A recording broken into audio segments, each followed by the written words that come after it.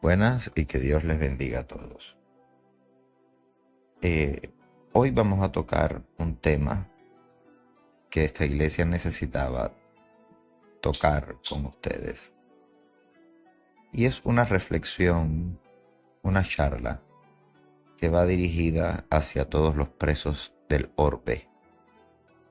Hay una encíclica que se preparó, o una epístola, como nosotros epístola, porque es una carta que es dedicada a los presos, a sus familias y a sus seres queridos. Primeramente debo admitir que todos ustedes, los que me escuchan, incluso yo, también soy un preso. ¿Por qué? Porque todos descendemos de Adán y Eva y estamos bajo el pecado del error que nos mantiene aprisionados permanentemente. Debo decir que esta iglesia ha colocado a San Dimas como santo con una solemnidad para toda la iglesia. Cuando declaramos fiestas solemnes, lo hacemos para que se cumpla en todas las iglesias y por todos los fieles. Las demás fiestas que no son de obligatorio acatamiento son celebraciones y no tienen título de solemnidad, no son de obligatorio cumplimiento. Hoy, por supuesto, no es el día de San Dimas, sino es una epístola que se ha dedicado a los presos y sus familiares. Recalco, no es el día de San Dimas, sino una epístola que se ha elaborado y que pronto saldrá. San Dimas lo tomamos como ejemplo, porque fue ese famoso buen ladrón. Incluso en su agonía pudo decir que su condena era justa y que debían pagar, refiriéndose a Gestas, el mal ladrón. Y fíjense qué ladrón más experto, que se pudo robar lo que nadie había podido robarse hasta ese entonces, que no era más que el corazón misericordioso del Señor. Entonces San Dimas es ejemplo de cosas esenciales para la virtud cristiana. Primeramente porque no confiesa que es inocente, sino que es sincero y dice que él en verdad merecía ese castigo, aunque realmente nadie merece tal tortura por haber robado.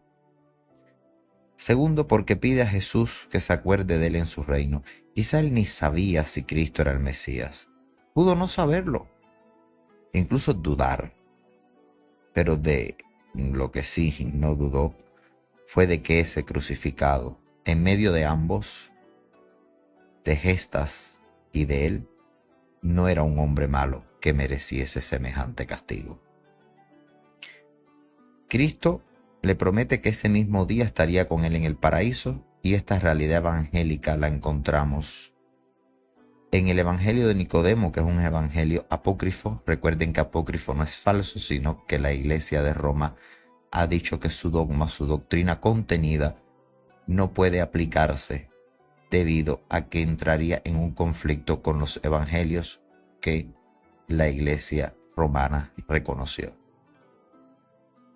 Pero no quiere decir que sean falsos en su contenido, sino que podría tomarse como un texto muy posterior o un texto en el que la oralidad a la hora de llevarlo a la escritura jugó un papel crucial, alejando así a todos los evangelios.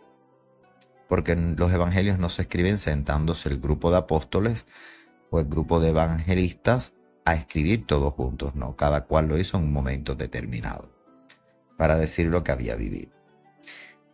En el Evangelio de Nicodemo, como bien les decía que es apócrifo, el buen ladrón es crucificado a la derecha de Jesús, y esto es importante. El mal ladrón, que se llamaba Gestas, fue colocado a la izquierda. Por este motivo, como él estaba a su derecha, es que con muchas frecuencias cuando se va a realizar una escultura, una pintura, un ícono de Jesús, la cabeza del Señor está hacia el lado derecho, mirando a San Dimas. Para algunas iglesias no importa de qué lado esté la cabeza, porque realmente él se giró, miró hacia abajo a su madre a su apóstol, pero también miró a San Dimas. Pero otras iglesias sí tienen como dogma que si la cabeza del Señor está hacia la izquierda, no se considera un ícono digno de veneración por los fieles.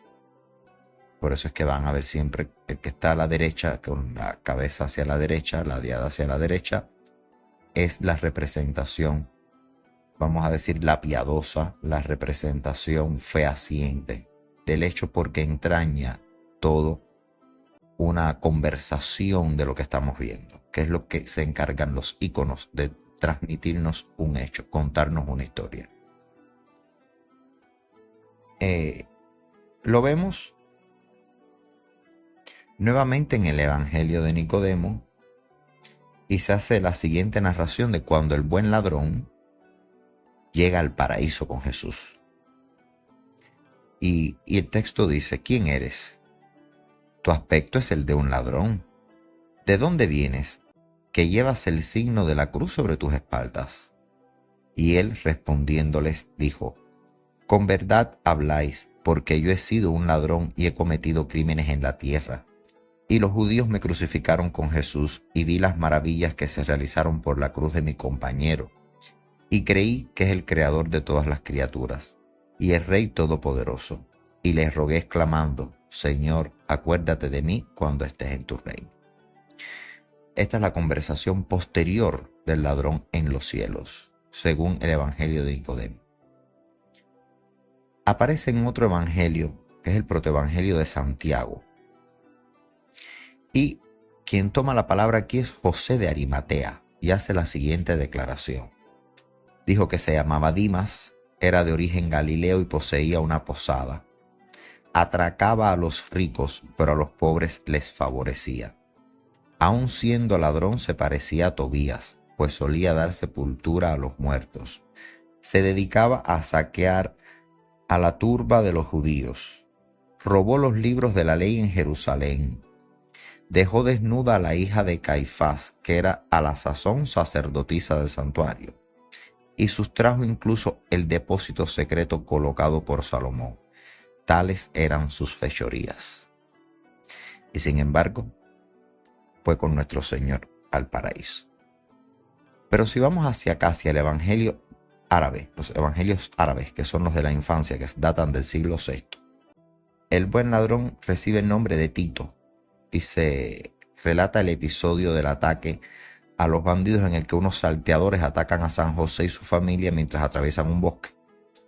Uno de los malhechores, que se llamaba Tito, relacionado con el buen ladrón, intercede para protegerlo, mientras que el otro, que se llamaba Dúmaco, que sería el mal ladrón, Gestas, pero aquí aparece con el nombre de Dúmaco, no accede. La Virgen María bendice a Tito y el propio Jesús profetiza que ambos forajidos serán crucificados. Dicen que Jesús le dice: Madre mía, de aquí a 30 años me han de crucificar los judíos en Jerusalén, y estos dos ladrones serán puestos en cruz juntamente conmigo. Tito estará a la derecha y Dúmaco a la izquierda. Tito me precederá en el paraíso. Esto es lo que ha transmitido la Iglesia y está sobre todo muy bien enmarcado este relato. Esta Iglesia sobre todo comparte muchos de los mensajes hallados en los evangelios apócrifos y en los evangelios, vamos a decir, islámicos, porque competen al desarrollo de la cristiandad y a entender un poco más la vida de Jesús, de los apóstoles y de sucesos que marcan la cristiandad. Hoy no es el día de San Dimas.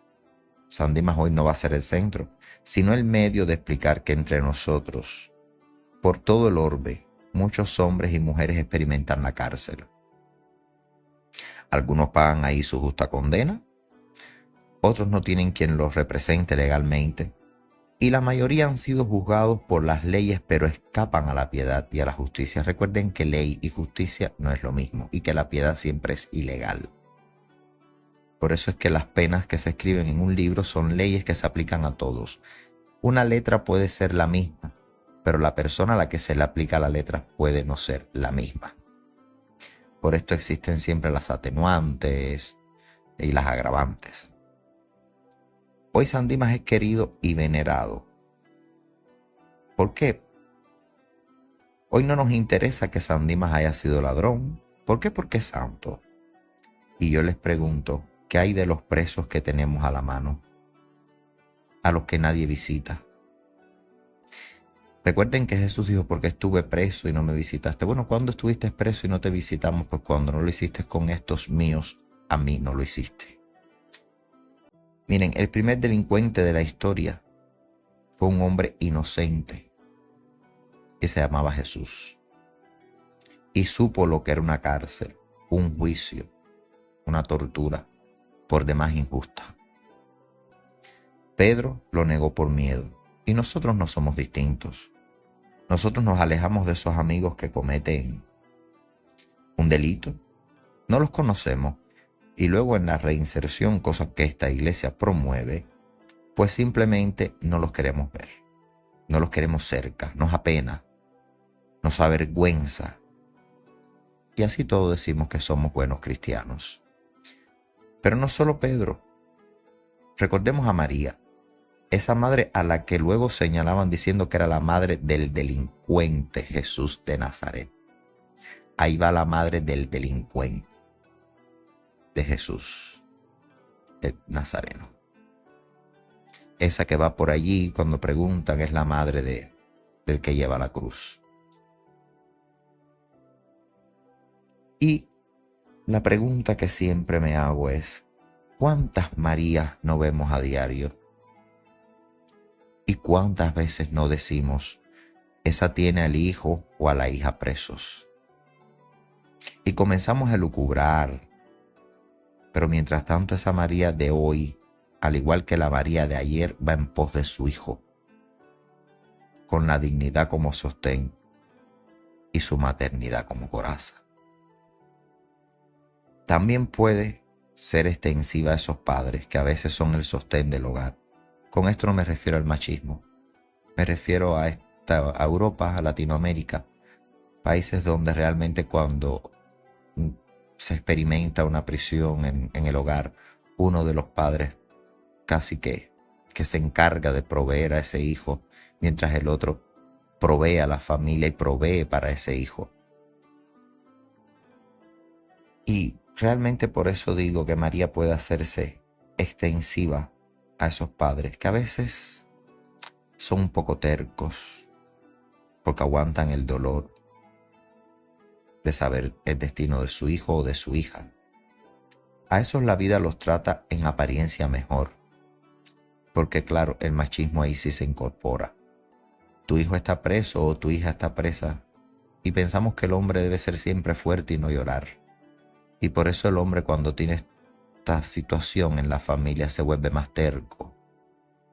A veces es injusto, pero realmente este hombre lleva un peso y una carga y un dolor que no puede ser evidente por la forma en la que se le ha enseñado al hombre a no ser débil y a no llorar, sin saber que la debilidad fue lo que hizo a Cristo llegar con la valentía a la cruz.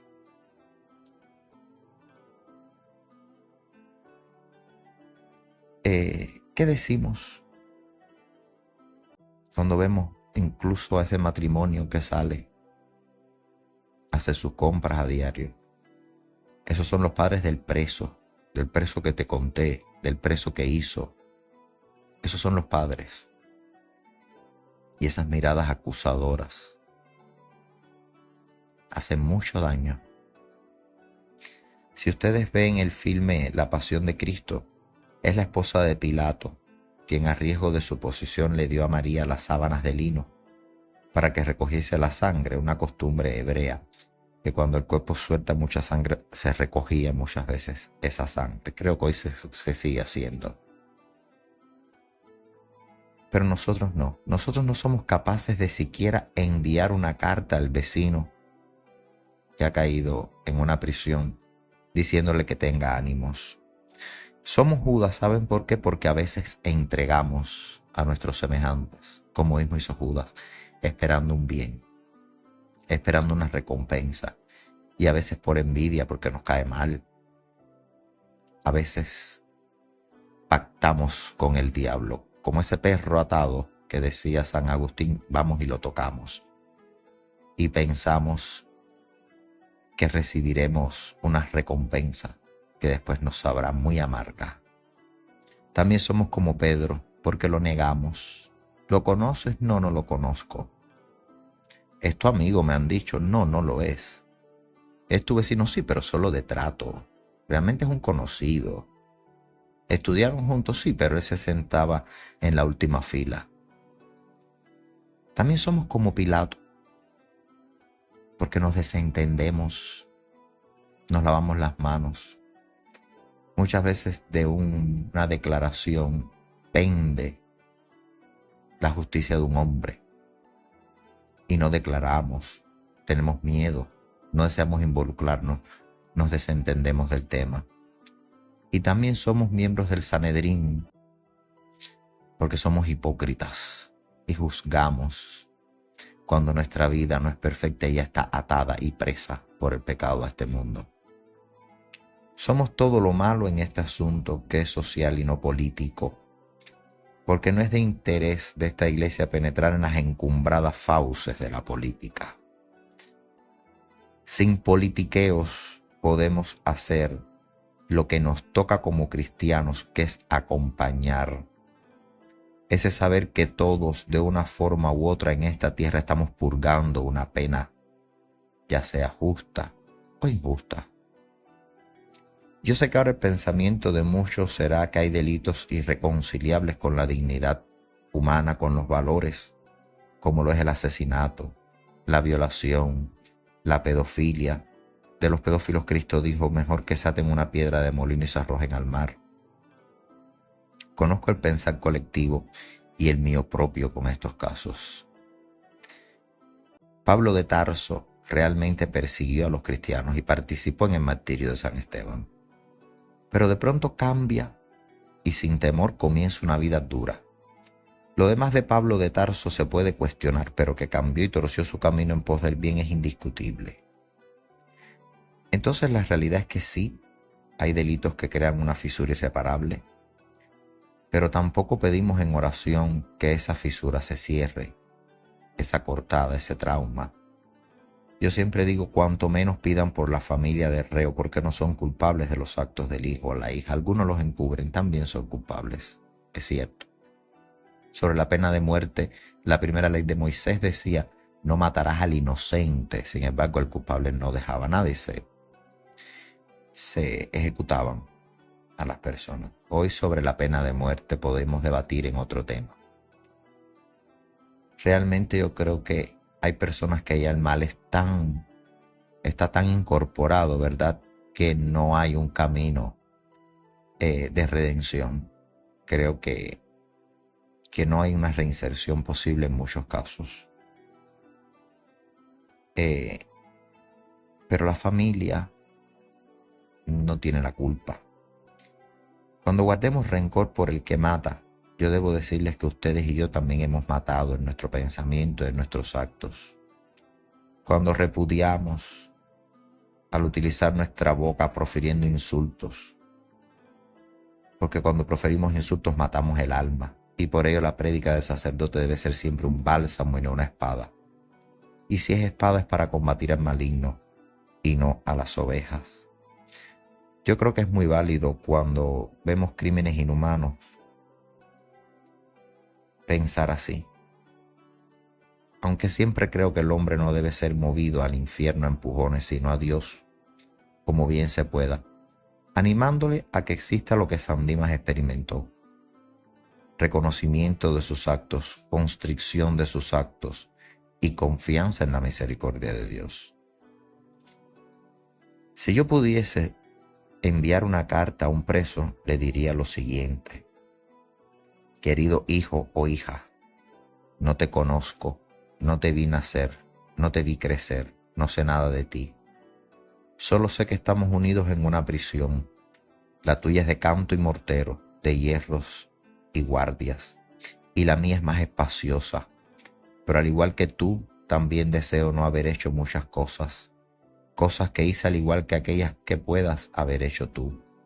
Si has robado, yo también, porque muchas veces con mis palabras, movido por la soberbia y el engaño, despojé a otros de su dignidad con mis palabras, robándoles su vida, robándoles su alma, robándoles su dignidad.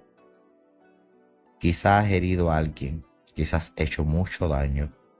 Yo también he herido a otros movido por la ira, lacerando sus almas, que tardan más en sanar y demoran mucho tiempo.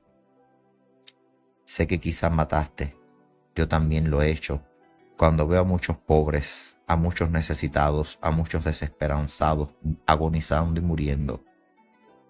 He cometido homicidio en mi indolencia por el pecado de la omisión. Quizá te hayas drogado mucho o hayas vendido tu cuerpo. Yo también lo he hecho. Cuando voy tras el opio de los bienes terrenales y me he vendido muchas veces al mercado internacional. A las compras, a las grandes farmacéuticas les he vendido mi cuerpo para alcanzar no dinero sino salud. Una salud que a veces se queda en la promesa, pero yo doy mi cuerpo, lo vendo a la mentira. Yo no te conozco, pero hay otro que sí te conoce antes de nacer, que te conoce siempre mejor que tu propia madre y que tu propio padre. Uno que está en el pequeño espacio que habitas. Yo le digo Cristo, Dios, Santísima Trinidad, pero tú le puedes decir amigo, padre, da igual. Él siempre te oye y le gusta que le hables como tú hablas, sin hipocresía. Nadie tiene más autoridad sobre ti que tú mismo, y ese Padre como cabeza tuya que es por ser tú una de sus criaturas. Pero ¿sabes lo más bello? Que Él nunca acusa, nunca te juzga, porque ese día no solo serás juzgado tú, sino todos, hasta los santos. Lo serán incluso naciones, jueces, gobernantes, clérigos. Todos iremos a ese juicio y no habrá acusados ni acusadores. Y lo más magnífico es que perdona siempre. Pero depende de ti el perdón. Perdónate primero a ti mismo por el mal que te has hecho. Luego perdona a tus acusadores. Luego, cuando hayas hecho tu juicio interior y destruido todo vestigio de soberbia, aprovecha el tiempo para pedir perdón al mundo. No te detengas en tu redención y recuerda que una puerta a veces es muy dura y nuestra mano no puede golpear con mucha fuerza para abrirla. Por ello intenta que te escuchen desde dentro los corazones de todos los que has ofendido y no decaigas, porque la puerta siempre se abre. Piensa que cada vez que golpees una puerta de este mundo el eco retumba en los cielos y esa puerta a poco se abrirá a ti. Te bendigo y espero vernos libres, tú de tu prisión y yo de mis pecados. Entre tanto, te bendigo en el amor.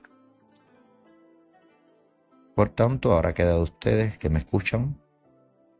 No nos olvidemos de nadie, seamos imitación de Cristo todo el tiempo y roguemos a San Dima por todos nosotros. Amén.